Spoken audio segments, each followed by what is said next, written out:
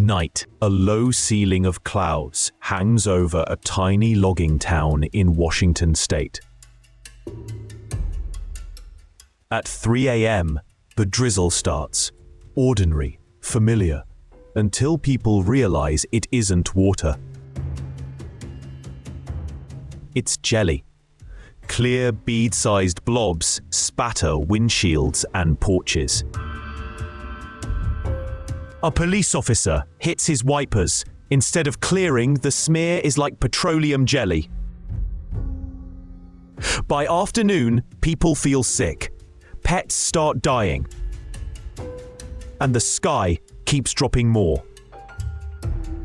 This is not a movie. This is Oakville, 1994. Before we dig in, tap like and subscribe to think again. Dark, documented mysteries told with forensic detail and an open mind.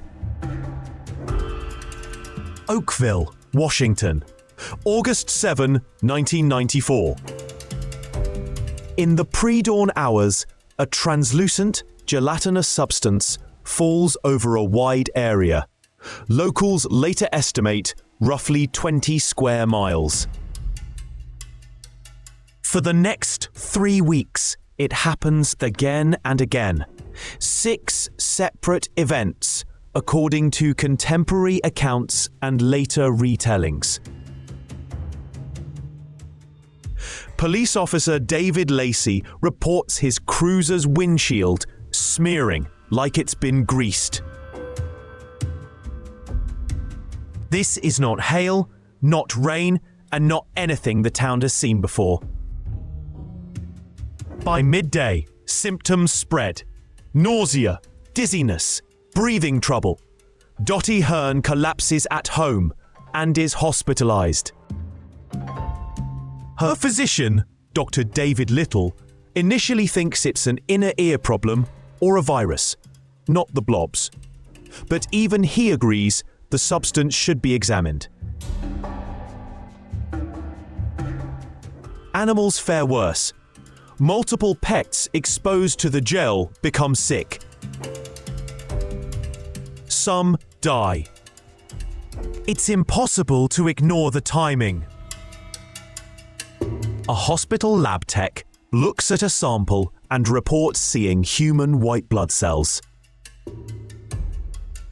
A claim that ricochets through the media and becomes central to the legend. But state-level testing complicates the picture. Scientists with Washington's Department of Health and Department of Ecology say they see cells without nuclei and detect 2 species of bacteria, Pseudomonas fluorescens and Enterobacter cloacae, both known in nature and sometimes associated with human illness. In short, biological signatures, but not a clear origin.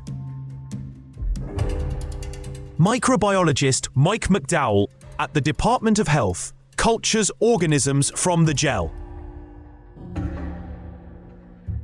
Then, according to his account on TV programs and later interviews, the samples vanish from storage. When he asks what happened, the reply he remembers is chilling. Do not ask. It's the kind of moment that takes an odd weather story and pushes it toward conspiracy. The theories. 1. Airplane blue ice. Could this be toilet waste dumped mid-air? The FAA forbids in-flight releases. Leaks that do occur produce blue-dyed ice, not clear jelly. What fell on Oakville was colorless and, crucially, arrived during multiple events. The match is poor. Jellyfish from bombing runs. A rumor spreads. Air Force bombing over the Pacific shredded a school of jellyfish, lofting organic bits into clouds that later rained inland.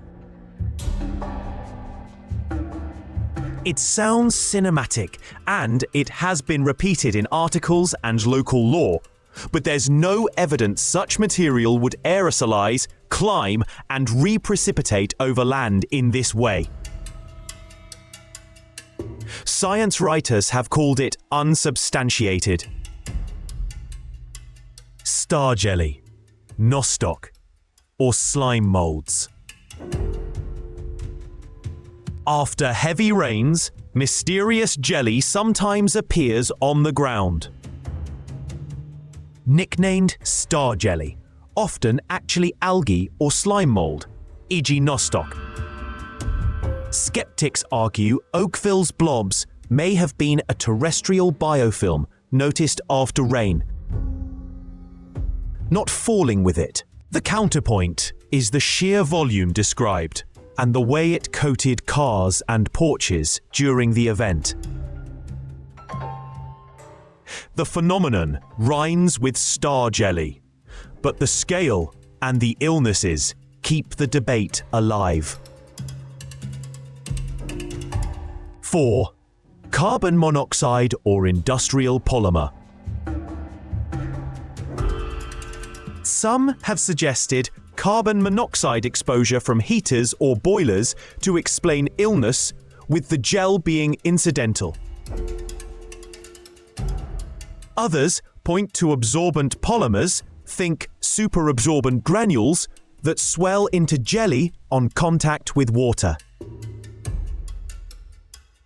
Both remain speculative. Neither explains the reported bacterial findings or the repeated town-wide deposition. 5. Covert biological testing. This is the claim that refuses to die. That Oakville was a test site, deliberately or accidentally, explaining the wide area, the repeated falls, the illnesses, and the vanishing samples.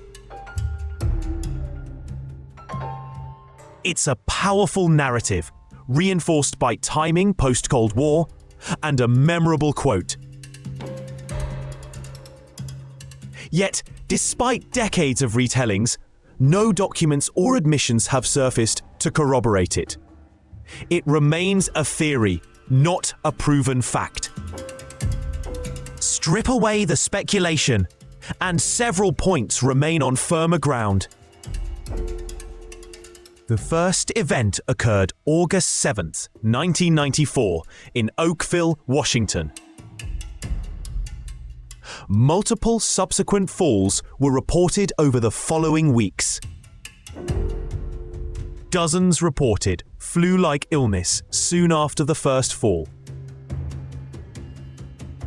At least one resident, Hearn, was hospitalized. Multiple animals died after contact. State labs reported bacteria in the substance and cells without nuclei. The early human white blood cells claim appears to have been an initial impression that didn't hold up under later scrutiny.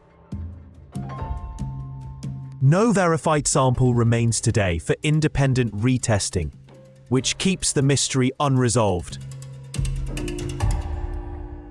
3 decades later, a similar report surfaced.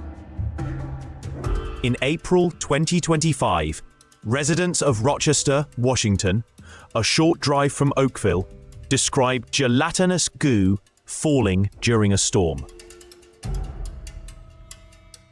Local public radio covered it. Authorities again had more questions than answers. Whether it's the same phenomenon or a different curiosity, the timing rekindled a very old unease in the region. Most mysteries fade when the lab work comes back. This one didn't.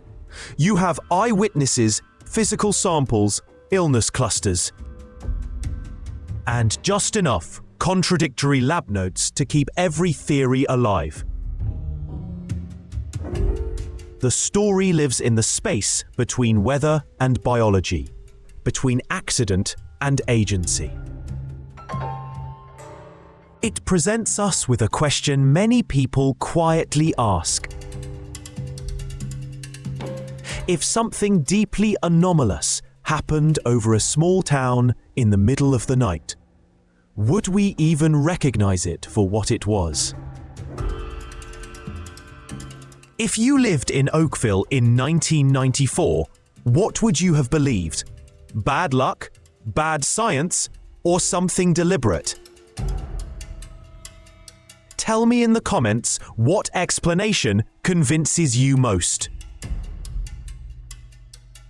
This is Think Again, where strange history gets a second look. If this story drew you in, hit like, subscribe, and share. Because some cases won't stay buried, and the next mystery is already on the horizon.